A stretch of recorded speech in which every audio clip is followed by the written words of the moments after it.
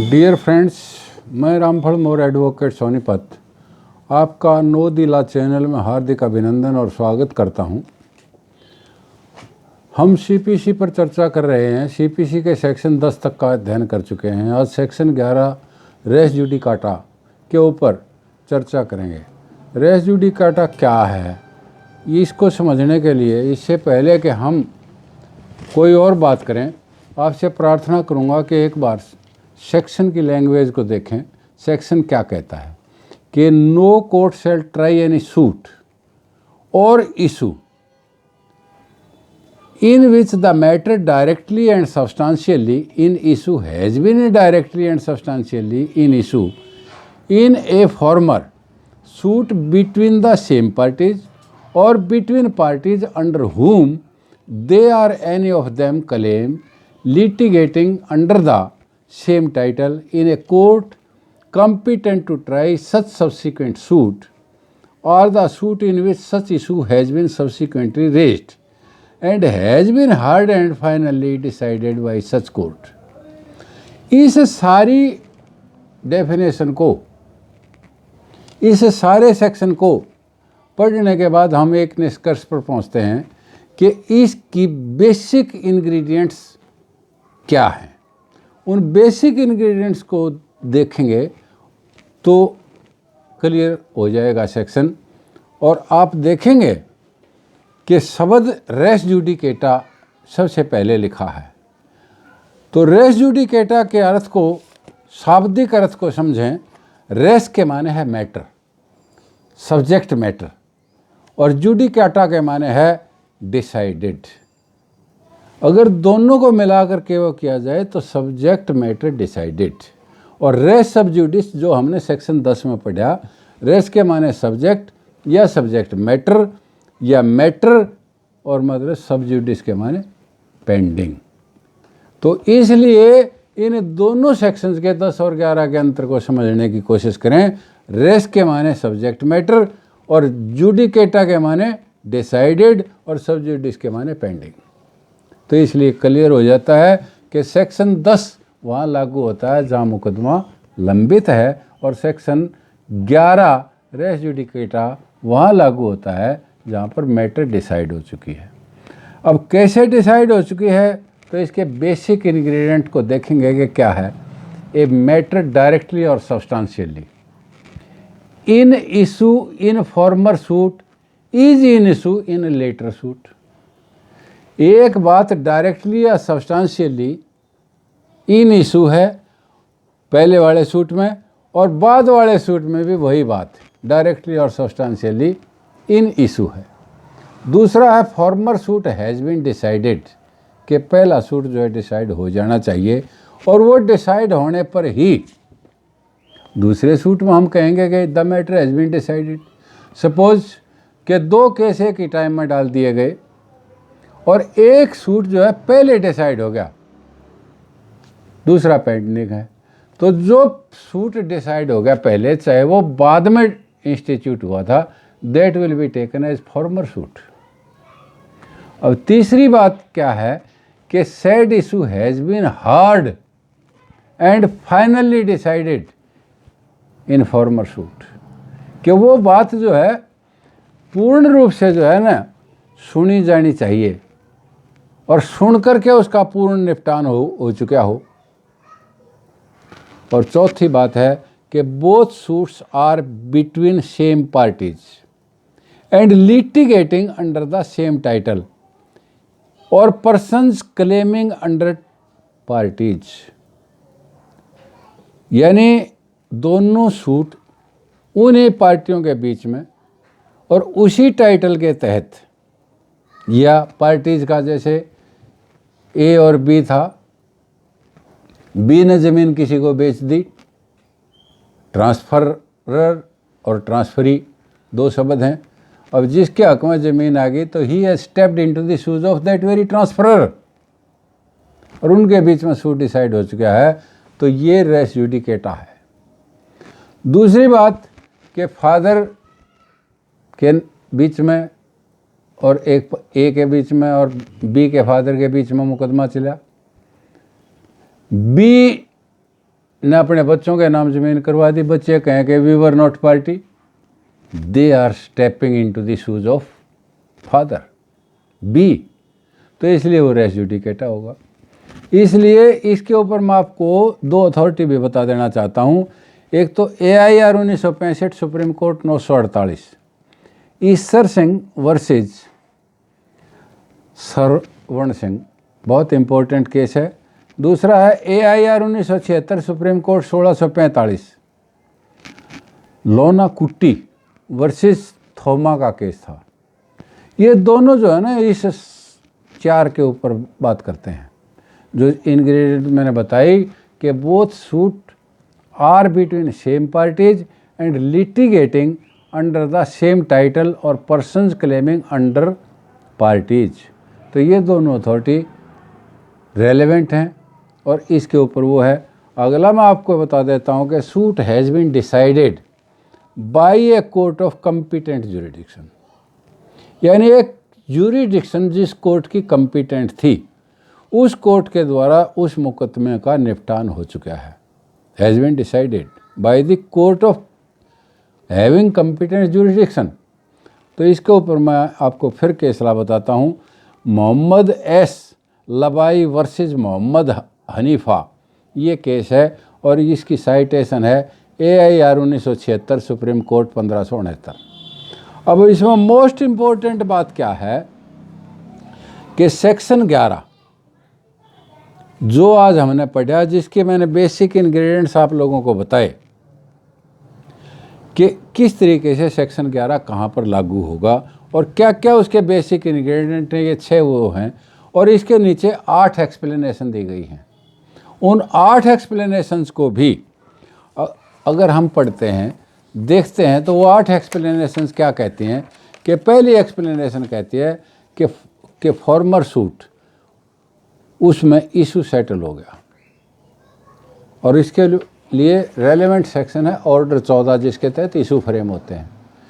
तो दूसरा क्या है कि वो कम्पिटेंट कोर्ट की बात जो की गई है, सेक्शन 6 और 9 जो है CPC का, कि कम्पिटेंट कोर्ट सेक्शन 9 जो है हमने पढ़ा था, उस 9 के अंदर मैंने बताया था कि किन किन कोर्ट्स को कैसे कैसे जुरिडिक्शन है। तो कम्पिटेंट कोर्ट की जुरिडिक्शन जिसकी थी उससे वो डिसाइड हुआ है। तीसरा है admitted and denied facts, either the facts have been admitted or denied, तो इशू पैदा हो गया। एक एडमिट कर लिया तो भी एक इशू था, वो एडमिट कर लिया। तो अगला चौथा है constructive res judicata. Transfer of property act के अंदर जैसे कि देखेंगे कि अटैक्स एंड डिफेंसेस की बात जो है ऑर्डर 2 रूल 2 है। तो ये सारी की सारी क्या है, ये सारा का सारा सेक्शन का उद्देश्य है कि लिटिगेशन का एंड कैसे हो, लिटिगेशन की मल्टीप्लिसिटी ना हो। इसलिए जो है ये कंस्ट्रक्टिव रेस जुडिकेटा भी हम इसको कह सकते हैं। और 5वां है रिलीफ, कि अब वो रिलीफ जो है किस किस रिलीफ के लिए कैसे कैसे वो हकदार है। और 6ठा जो है रिप्रेजेंटेटिव सूट जो है, यानी रिप्रेजेंटेटिव कैपेसिटी के अंदर भी मुकदमा अगर लड़ा गया है तो वहाँ पर भी रेस जुडिकेटा है। और एग्जीक्यूशन ऑफ ए डिक्री वो भी एक रेस जुडिकेटा में आता है। और 8वां है लिमिटेड जुरिडिक्शन की बात की है। जैसे मान लिया आज एक कोर्ट को 25 लाख की जुरिडिक्शन है और जिसमें मैटर डिसाइड हुई उस समय जो है उसको 5 लाख की जुरिडिक्शन थी। जैसे 2000 में बात डिसाइड होगी तो 2000 में उसको 5 लाख की जुरिडिक्शन थी, आज 25 लाख की जुरिडिक्शन है। तो it is to be seen कि on that very day competent court जो थी उसकी जुरिडिक्शन क्या थी। तो ये जो एक्सप्लेनेशंस हैं, इन सारी एक्सप्लेनेशंस को देखेंगे और इस सेक्शन की जो मैंने बेसिक इंग्रेडिएंट्स बताई 6, इन सारी को ध्यान में रखते हुए अगर चलेंगे तो आपको मैं ये भी कहना चाहूँगा कि जैसे सेक्शन 10 CPC मैंडेटरी है, उसी तरीके से सेक्शन 11 भी मैंडेटरी है और court is bound to consider it and take it into consideration. लेकिन कुछ स्टेट्स के अंदर इसको डायरेक्टरी कहा गया है। तो ये आपने देखना है कि आपने जैसे एग्ज़ाम में बैठ रहे हैं तो ये बताइएगा कि ये फलां स्टेट ने जो है इसको डायरेक्टरी माना है, फलां स्टेट ने इसको मैंडेटरी माना है। और कोर्ट के सामने जब आप बात कर रहे हैं तो आप मैंडेटरी के ऊपर आइए कि मतलब मैंडेटरी है और कोर्ट जो है इसको मानने के लिए बाध्य है। डिफेंस वाला काउंसिल में से कि जी it is directory, but the person who is taking the plea of res judicata he should say कि जी ये तो डायरेक्टरी नहीं मैंडेटरी है। लेकिन कुछ बातें ऐसा है कि जहाँ रेस जुडिकेटा नहीं लगता, दूसरी चीज़ों से बार्ड है। जैसे आप देखेंगे कि हमने पोजेशन का दावा कर दिया, प्रॉपर्टी है एक, उस प्रॉपर्टी में हमने प्ली ले ली कि ये जायदाद मुझे विल से आई है and I am owner of the property as per will के आधार पर हमने कर दिया और उसमें और ग्राउंड जो है मतलब सारे के सारे छोड़ दिए। जैसे मीन प्रॉफिट की प्ली भी उसमें ले सकते थे, वो छोड़ दी।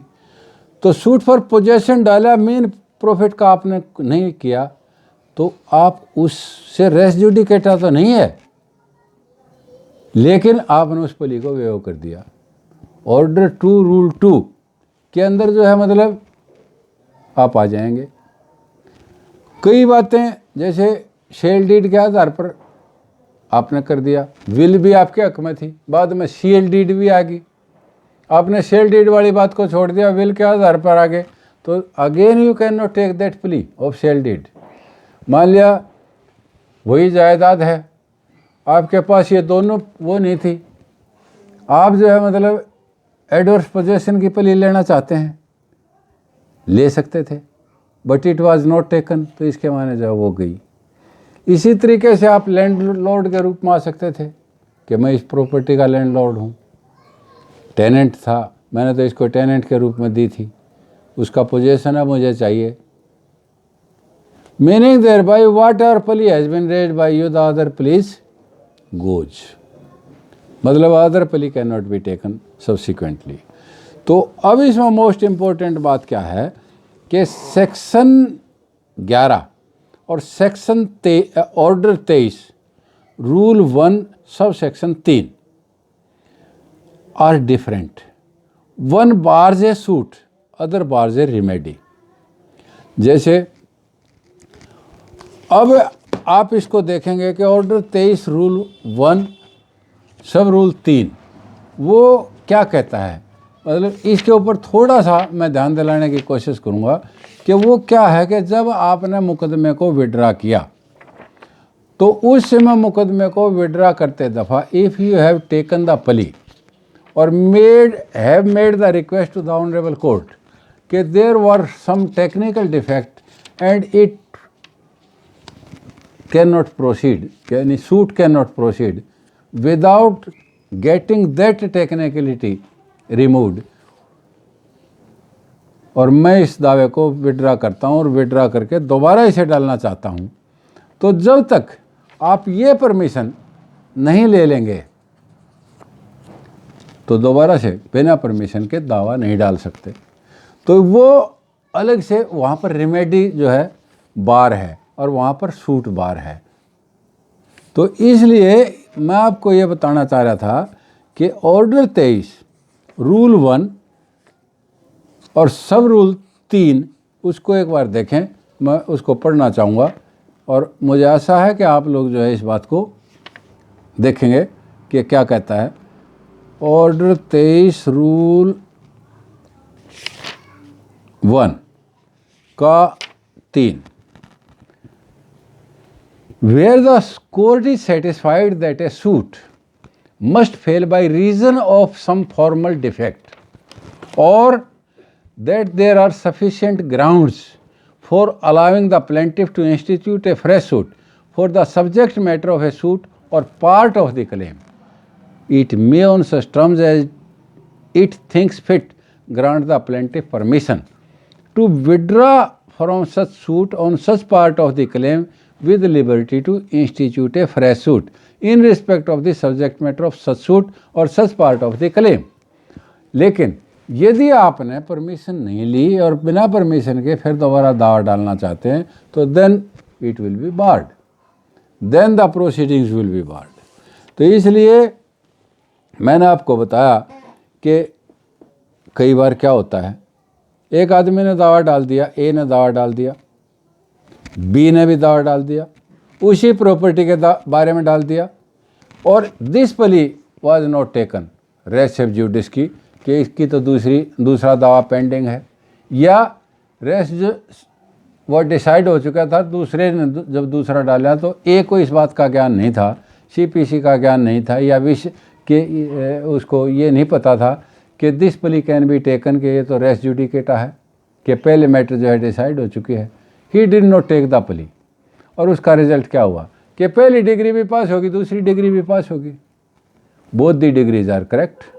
Then which of the decree should be implemented, which of the decree should be executed, this is the problem.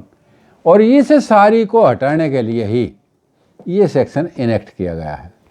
तो अब मैं आपको अगली बात बताना चाहूँगा कि प्रीवियस जजमेंट वाज करेक्ट।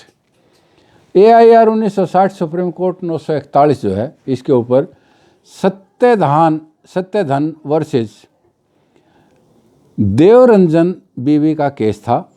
और दूसरा केस मैं आपको बताना चाहूँगा AIR 1960 supreme Court page 1186 MSM Sharma versus Shri Krishna Sinha, ये इम्पोर्टेंट केस हैं। अब अगली बात आपको कहना चाहूँगा रेस जुडिकेटा एंड फ्रॉड के ऊपर।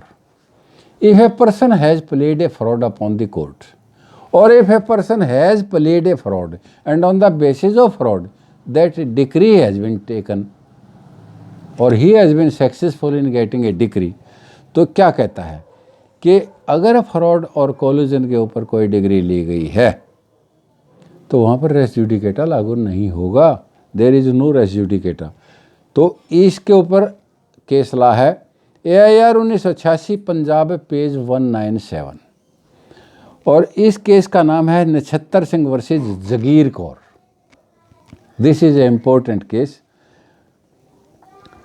अगला फ्रॉड के ऊपर मैं बताना चाहूँगा नो रेस जुडिकेटा, और वो आप नोट कर सकते हैं AIR 1979 केरला पेज 194, और वो नक्षत्र सिंह वाले का था AIR 1986 पंजाब 197। तो एक केस और मैं बताऊंगा महबूब वर्सेस सैयद इस्माइल, ये है 1998 3 सुप्रीम कोर्ट केसेस पेज 693। तो ये सारे के सारे तीनों के तीनों केसेस जो है फ्रॉड के ऊपर हैं, या एक ट्रिक्ड तरीके से when court is tricked, court को धोखे में रखा गया, फ्रॉड किया गया। तो इसके ऊपर एक अथॉरिटी है शंकर वर्सेस लक्ष्मी, और 1974 Supreme Court page 1764। If tricking is there court is tricked then no res judicata. अब plea of res judicata and way of plea, इसके ऊपर अथॉरिटी है AIR 1968 पंजाब 529। अब बात आई इसके अंदर जब हमने सेक्शन को पढ़ा था डायरेक्टली और substantially. Directly means an issue alleged by one party and denied और admitted by the other party expressly और बाय नेसेसरी इम्प्लीकेशंस, इसके माने है डायरेक्टली के माने। तो इसके ऊपर एक अथॉरिटी भी मैं आपको बता देता हूँ AIR 1976 सुप्रीम कोर्ट 1645। अथॉरिटी का मैंने पहले भी जिक्र किया है, अब फिर आपको उसी अथॉरिटी का जिक्र करता हूँ। Lona Kutty versus Thoma, AIR 1976 supreme court 1645।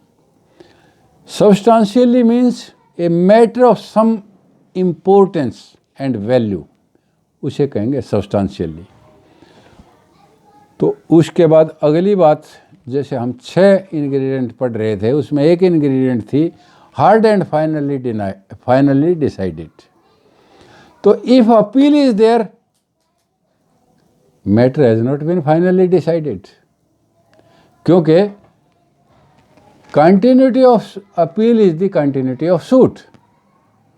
तो कंटिन्यूटी ऑफ सूट जब तक है तो matter has not been finally decided. तो इसलिए इसके ऊपर अथॉरिटी है AIR 1982 बॉम्बे 437 नाना तुकाराम वर्सेस सोनाबाई। और अगली बात मैं आपको कहना चाहूँगा कि if court decides a suit on preliminary issue without going into other issues, those left out issues are not heard and finally decided। जैसे एक केस में ज्यूरिडिक्शन के ऊपर मैटर डिसाइड कर दिया, या कोर्ट फीस कम थी और कोर्ट फीस पे करने का ऑर्डर कर दिया, कोर्ट फीस नहीं पे की, 7/11 के अंदर सूट डिसमिस हो गया, डिक्री तो होगी, लेकिन वो क्या कहता है कि if the matter has not been decided on all issues, बल्कि क्या किया कि if court decides a suit on preliminary issue without going into other issues, those left out issues are not heard and finally decided. तो ये इंदिराज versus collector का case है, Delhi section जो इसके अंदर रिपोर्ट होता है PLR के अंदर, वो दिल्ली सेक्शन का केस है और इसकी अथॉरिटी है 1981 विद इन ब्रैकेट 1983 यानी 1983 PLR दिल्ली सेक्शन पेज 32। और इस पर क्या कहा गया फिर, नो रेस जुडिकेटा, क्योंकि जो चीज़ सारे इशूज डिसाइड नहीं हुए तो उन इशूज़ के ऊपर रेस जुडिकेटा नहीं हुआ। अब dismissal of suit and appeal on technical ground, no res judicata। Suit dismiss हो गया जैसे कि मैंने अभी बताया था 7/11 में, टेक्निकल ग्राउंड के ऊपर डिसमिस हो गया, तो this is not res judicata. और इसके ऊपर आप अथॉरिटी लिख सकते हैं AIR 1996 supreme Court page 2367, state of Maharashtra versus MS national construction company. ये बहुत इम्पोर्टेंट केस है। अगली बात मैं कहना चाहूँगा कि if matter is dismissed under order 9 rule 8 CPC when only defendant appears, 9(8) क्या है,